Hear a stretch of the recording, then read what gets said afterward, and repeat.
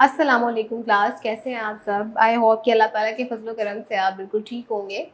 अल्लाह ताला आपको अपने हिफ्ज़ व अमान में रखे। आज क्लास 5 का जो लेसन नंबर 1 है ईमानियात और इबादात, उस पर डिस्कस करते हैं।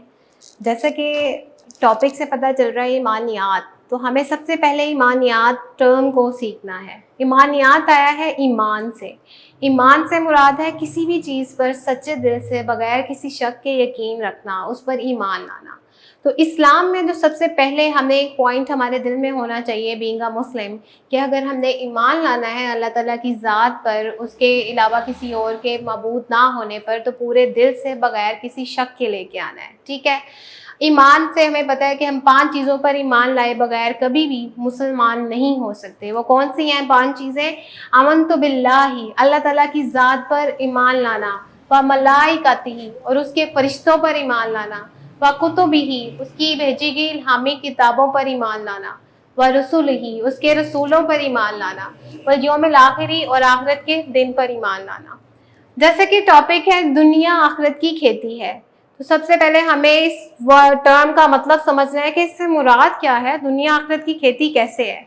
मैं आपको एग्जांपल देती हूँ। जैसे कि आपको पता है, अब फार्मर्स का आपको पता होगा, किसानों का जो फसलें बोते हैं हमारे लिए, एक अच्छी फसल के लिए वो क्या कुछ करता है। वो बीज बोता है अच्छी किस्म के, वो अच्छी फर्टिलाइजर्स जो खाद है वो यूज़ करता है, वो पानी उसको वक्तन फवक्तन जब भी रिक्वायर्ड है फसल को देता है, और उसको काफ़ी टाइम भी देता है। इतना अरसा गुजरने के बाद उसे एक अच्छी फसल मिलती है। इसी तरह इस दुनिया में रहते हुए अगर हम चाहते हैं कि हमें आखिरत में अच्छा इनाम मिले, जन्नत मिले, तो हमें दुनिया में अपने अच्छे अमाल का बीज बोना पड़ेगा। हमें बुराइयों से इज्तनाब करके अच्छाई की तरफ चलना पड़ेगा, राह हिदायत पर चलना पड़ेगा, ताकि हम एक अच्छी आखिरत हमें मिले, अच्छी जन्नत और अच्छा सवाब मिले। सबसे पहले तो हमें आखिरत पर यकीन होना चाहिए। आखिरत क्या है? मरने के बाद जिंदा होने पर एतकाद लाना, ईमान लाना, यही है आखिरत। जिसको इस पर योम आखिर पर, रोज़े हशर पर यकीन नहीं, वो मुसलमान ही नहीं। तो बीइंग अ मुस्लिम हमें इस चीज़ पर यकीन होना चाहिए कि क़यामत के दिन अल्लाह ताला के हुक्म से हज़रत इसराफील सूर फूंकेंगे। ठीक है, उससे क्या होगा?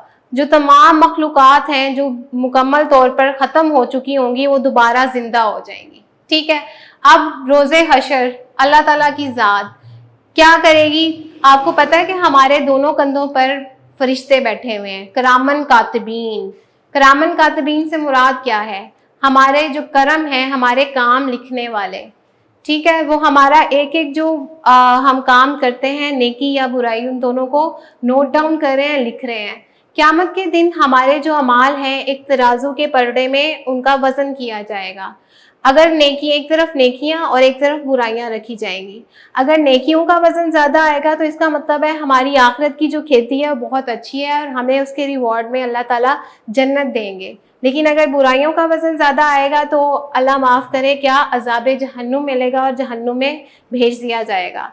तो यही है आखिरत पर ईमान लाना, और इस बात पर कि हमें दुनिया आखिरत की खेती है। इससे अगर हम एतकाद उठा लेंगे तो क्या होता है, फिर इस माशरे में फसादात फैलते हैं, कॉन्फ्लिक्ट्स, डिस्प्यूट्स, लड़ाइयाँ आम हो जाती हैं, क्योंकि हमें यकीन ही नहीं होता कि हमारा कौन सा हिसाब किताब होना है। लेकिन बीइंग अ मुस्लिम इस चीज़ पर अमल करते हुए जितना फसादात और इन चीज़ों से बच सकें हमें बचना चाहिए, और नेक अमाल को अडॉप्ट करना चाहिए, इख्तियार करना चाहिए, ताकि रोज़े क़यामत हम अल्लाह ताला के सामने शर्मसार होकर सर झुकाए खड़े ना हों, बल्कि खुशी से जन्नत वासिल हों। Thank you so much students, take care, अल्लाह हाफ़िज़।